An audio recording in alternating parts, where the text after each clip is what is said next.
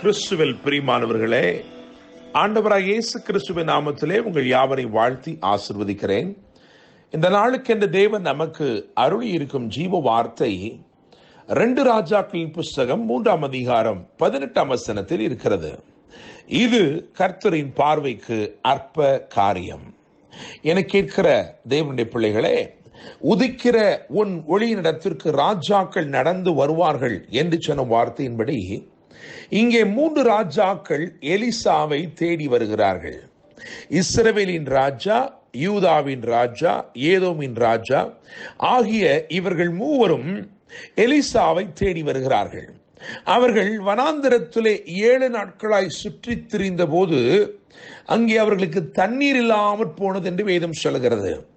3ஆம் அதிகாரம் 11ஆம் வசனத்திலே அவர்கள் தண்ணீர் இல்லாமல் தவித்த போது தாங்கள் நிச்சயமாய் தோற்று போவோம் என்பதை அறிந்து அங்கே யோசபாத் கேட்கிறான், கர்த்தரிடத்திலே விசாரிக்கும்படி கர்த்தருடைய தீர்க்கதரிசி ஒருவரும் இங்கே இல்லையா என்று கேட்டபோது, எலியாவின் கைகளுக்கு தண்ணீர் வார்த்த சாப்பாத்தின் குமாரன் எலிசா இங்கே இருக்கிறான் என்று சொல்லப்பட்டது.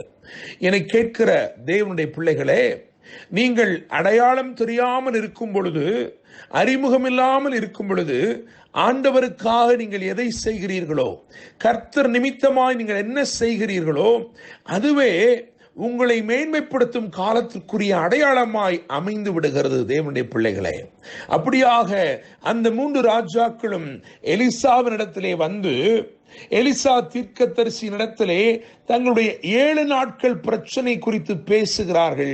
அவர்களுக்கு தீர்வளிக்கும் தீர்ப்பாக வெளிப்பட்ட தேவனுடைய வார்த்தை தான் இது. அந்த வார்த்தையின் தொடர்ச்சி இப்படியா இருக்கிறது. இது கர்த்தரின் பார்வைக்கு அற்ப காரியம். என கேட்கிற தேவனுடைய பிள்ளைகளே, நான் நம்புகிறேன், விசுவாசிக்கிறேன், இந்த நாள் தேவன் இயற்கைக்கு அப்பாற்பட்ட விதத்திலே உங்கள் வாழ்க்கையிலே கிரியை செய்கிற தேவனாக வெளிப்பட போகிறார். இயற்கைக்கு அப்பாற்பட்ட அற்புதமான கிரியைகளை உங்கள் வாழ்க்கையிலே செய்ய போகிறார்.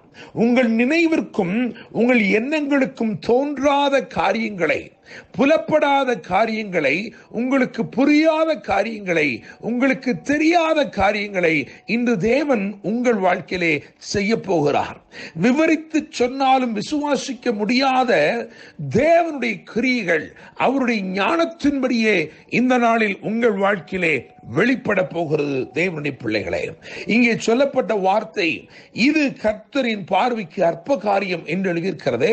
அப்படி என்றால் எது என்ற ஒரு கேள்வி அமைகிறது. 17ஆம் வசனத்தை கவனித்து பார்க்கும் பொழுது அந்த 17ஆம் வசனத்திலே காற்றையும் காண மாட்டீர்கள், மழையும் காண மாட்டீர்கள், ஆனாலும் இந்த பள்ளத்தாக்கு தண்ணீரால் நிரம்பும் என்று கர்த்தர் வாக்கு அருளினார். என கேட்கிற தேவனுடைய பிள்ளைகளே, அது எப்படி சாத்தியம்? காற்று என்பது மழை வருவதற்குரிய அடையாளம். மழை என்பது தண்ணீரை பூமியிலே ஓடச் செய்கிற அல்லது பள்ளத்தாக்கை நிரப்பச் செய்கிற ஒரு காரியம். இந்த 2ஐயும் காண மாட்டீர்கள் என்று சொல்கிறார். காற்றையும் காண மாட்டீர்கள், மழையையும் காண மாட்டீர்கள், ஆனாலும் இந்த பள்ளத்தாக்கு தண்ணீரால் நிரம்பும்.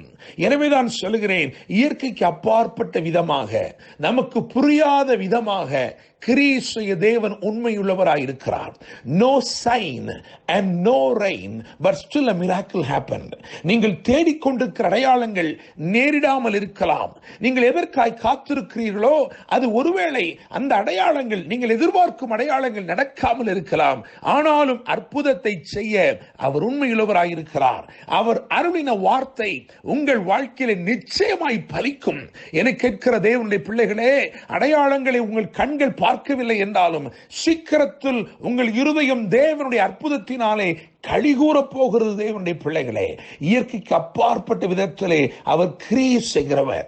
வனாந்தரத்திலே வழியையும் அவாந்தரத்திலே ஆறுகளையும் உண்டாக்குகிறவர். அவாந்தர வெளியில் எப்படி ஆறுகள் உண்டாக முடியும்? ஒரு ஆறு என்றால் அதற்கு ஒரு பிறப்பிடம் இருக்க வேண்டுமே என்றுதான் நாம் யோசிப்போம். ஆனால் தேவன் அவாந்தர வெளியிலே ஆறுகளை உண்டாக்கக்கூடியவராய் இருக்கிறார்.